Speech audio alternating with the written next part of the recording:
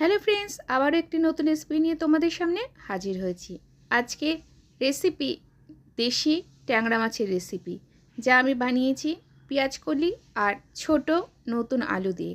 আশা করছি রেসিপিটি তোমাদের ভালো লাগবে, আর অবশ্যই শীত চলে যাওয়ার আগে এই রেসিপিটি কিন্তু একবার ট্রাই করো, তোমাদের কাছে আমার অনুরোধ রইল। এখানে নিয়ে নিয়েছি দেশি ট্যাংরা, যেগুলোকে আমি হলুদ, নুন আর সর্ষের তেল দিয়ে মেখে রেখেছি প্রায় মিনিট 10। এখানে কড়াইতে দিয়ে দিচ্ছি সর্ষের তেল। এবার তেল খুব ভালো করে গরম করে নেব।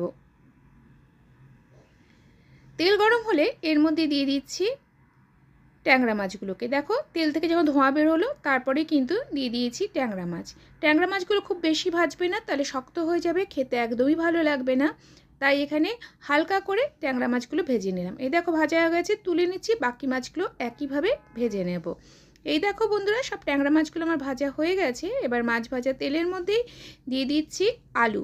এই ছোট আলুগুলো কিন্তু আমি খোসা ছাড়াইনি, খুব ভালো করে 3 থেকে 4 বার ধুয়ে নিয়েছি। আর এবার এগুলোকে হালকা ভেজে নেব। আমি কিন্তু এখনও নুন হলুদ কিছুই ব্যবহার করিনি, এগুলোকে এমনি এই মিনিট 2 মতো ভেজে নিলাম। এরপর এর মধ্যে দিয়ে দিচ্ছি স্বাদ অনুযায়ী নুন। প্রথমে যদি নুনটা দাও তাহলে আলুর মধ্যে তেমন একটা লাগা লাগা ভাব চলে আসে, তাই একটু মিনিট 2 মতো যদি প্রথমে একটু ভেজে নাও, তারপর যদি এতে নুন দাও তাহলে কিন্তু দেখবে একদম লাগা লাগা ভাবটা আসবে না, আর খুব ভালো করে আলুটা ভাজা হয়ে যাবে। এরপর এর মধ্যে দিয়ে দিচ্ছি হলুদের গুঁড়ো আর নুন দিয়ে মিনিট 3 মতো এই আলুগুলোকে ভেজে নিলাম। এরপর এতে দিয়ে দিচ্ছি একটু লম্বা করে কেটে রাখা পেঁয়াজকলি। শীতের শেষ মানে কিন্তু পেঁয়াজকলিরও আর দেখা মিলবে না, সে অপেক্ষা করতে হবে 8 থেকে 9 মাসের জন্য। তাই অবশ্যই কিন্তু শীত চলে যাওয়ার আগে পেঁয়াজকলি আলু দিয়ে এই রেসিপিটি বানিয়েও। শুধু ট্যাংরা মাছ নয়, যে কোনো ছোটো মাছই খেতে ভালো লাগে, তবে দেশি ট্যাংরা দিয়ে আজকে আমি বানিয়েছি, খেতে কিন্তু অসাধারণ হয়েছিল। এই পেঁয়াজগুলোকে মিনিট 2 মতো এভাবে আলুর সাথে ভেজে নিলাম। খুব বেশি ভাজবো না, কারণ একদম নরম করার দরকার নেই। এরপর এই দেখো, এরকম অবস্থাতে পেঁয়াজকলি আর আলুগুলোকে তেল থেকে তুলে নেব। এবার এই পেঁয়াজকলি আলু ভাজা তেলের মধ্যে দিয়ে দিলাম আর একটুখানি সর্ষের তেল। খুব বেশি তেল দিইনি, এই 2 টিস্পুন মতো তেল দিয়ে দিলাম। এরপর এতে দিয়ে দিচ্ছি একটা মাঝারি সাইজের পেঁয়াজের কুচি, আর দিয়ে দিচ্ছি কাঁচা লঙ্কা। ঝালটা তোমরা তোমাদের স্বাদ অনুযায়ী দেবে। এরপর পেঁয়াজ আর লঙ্কা হালকা নরম হওয়া পর্যন্ত ভেজে নেব। এরপর এতে দিয়ে দিচ্ছি 2 টুকরো টমেটো। তোমরা চাইলে বেশিও ব্যবহার করতে পারো, আজকে আমি 2 টুকরোই ব্যবহার করছি। এবার টমেটোর মধ্যে দিয়ে দিচ্ছি নুন। আলু ভাজার সময় নুন দিয়েছি, মাছ ভাজার সময় কিন্তু নুন দিয়েছি, তাই নুনটা কিন্তু একটু বুঝিয়ে দিতে হবে।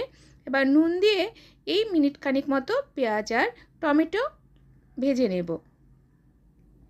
এই দেখো, টমেটো নরম হয়ে গেছে, পুরোপুরি গলিয়ে ফেলা দরকার নেই, একটু নরম হলেই এর মধ্যে দিয়ে দিতে হবে কালো জিরে। কালো জিরের পরে এই কয়েক সেকেন্ড এভাবে পেঁয়াজ, কালো জিরে, লঙ্কা আর টমেটো ভেজে নিলাম। এরপর এতে দিয়ে দিচ্ছি ভেজে রাখা পেঁয়াজকলি আর আলু। পেঁয়াজকলি আর আলু এখন মিনিট 3 থেকে 4 এইভাবে পেঁয়াজ, টমেটো, লঙ্কার সাথে সাঁতলে নেব। এই সময় কিন্তু গ্যাসের ফ্লেম মিডিয়ামে রাখা আছে। গ্যাসের ফ্লেম মিডিয়ামে রেখে প্রায় মিনিট 5 ধরে সব সবজিগুলোকে সাঁতলে নিলাম। এবার এতে দিয়ে দিচ্ছি জল। যে যতটা পরিমাণে ঝোল রাখতে চাও ঠিক সেই পরিমাণেই জল দেবে। তোমরা চাইলে মাখো মাখো করতে পারো, আমি আজকে সামান্য ঝোল রেখেছি, তাই একটু বেশি করে জলটা দিলাম। মিনিট 5 ধরে এটাকে সেদ্ধ করে নিলাম। আর এর মধ্যে দিয়ে দিয়েছি কিছু ভেজে রাখা মুসুর ডালের বড়ি, যেটা আমি ভিডিও করতে ভুলে গেছি। তোমরাও কিন্তু মুসুর ডালের বড়ি দেবে, খেতে খুবই ভালো লাগে। এরপর এতে দিয়ে দিলাম ভেজে রাখা ট্যাংরা মাছগুলোকে। আবারও বলছি, ট্যাংরা মাছ কিন্তু কখনোই বেশি ভাজবে না, তার কিন্তু শক্ত হয়ে যাবে, খেতে একদমই ভালো লাগবে না। এরপর ট্যাংরা মাছ, বড়ি আরও মিনিট 3 মতো হাই ফ্লেমে এই ঝোলের সাথে ফুটিয়ে নেব। ব্যাস, তারপর ওপর দিয়ে দিচ্ছি ধনেপাতা কুচি। তোমরা চাইলে না দিলেও চলবে ধনেপাতা কুচি, যেহেতু শীতকাল তাই আমি এখানে ধনেপাতা কুচি ব্যবহার করছি। আমাদের দিল্লিতে কিন্তু এখনও বেশ ভালোই শীত আছে, তোমাদের যদি না ভালো লাগে তোমরা ধনেপাতা না দিলেও চলবে। ব্যাস, ধনেপাতা দেওয়ার পরে আরও মিনিট 2 মতো ঝোল ফুটিয়ে নেব, আর তারপর গ্যাসের ফ্লেম বন্ধ করে দেব। ব্যাস, তাহলেই তৈরি হয়ে যাবে ইয়ামি ইয়ামি ছোটো আলু, পেঁয়াজকলি আর বড়ি দিয়ে ট্যাংরা মাছের ঝোল। আশা করছি রেসিপিটি ভালো লেগেছে। ভালো লাগলে লাইক করবে, কমেন্ট করবে, শেয়ার করবে। যারা চ্যানেলে নতুন, যদি চ্যানেলটিকে এখন পর্যন্ত সাবস্ক্রাইব করে না থাকো তাহলে তোমাদের কাছে অনুরোধ হলো চ্যানেলটিকে সাবস্ক্রাইব করে পাশে থাকার জন্য। ফিরে আসছি আবারও কোনো নতুন রেসিপি নিয়ে, নতুন কোনো ভিডিওর সঙ্গে। ততক্ষণে যেন ভালো থেকো সবাই। Bye bye.